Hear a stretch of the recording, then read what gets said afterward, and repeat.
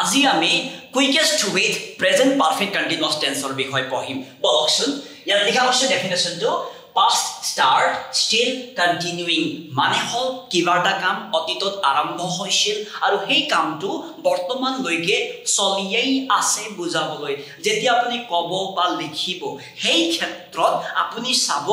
যে কথাখা অতীতত স্টাৰ্ট হৈছে আৰু এতিয়ালৈকে চলিয়েই আছে এনেকুৱা অৰ্থ হৈছে নেকি যদি হৈছে present perfect continuous tense এতে present perfect continuous tense মানে যদি আমি আৰু শর্টত সোমাই যাও long time going on দীঘলীয়া সময়লৈকে চলিয়েই আছে বুজাবলৈ দেই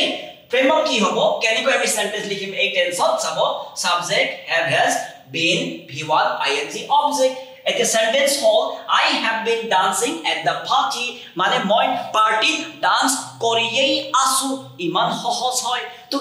এনেকুৱা ধৰণে আপুনি তিনিটা মান সেন্টেন্স কমেন্ট কৰি লিখি পঠাই দিবচোন ধন্যবাদ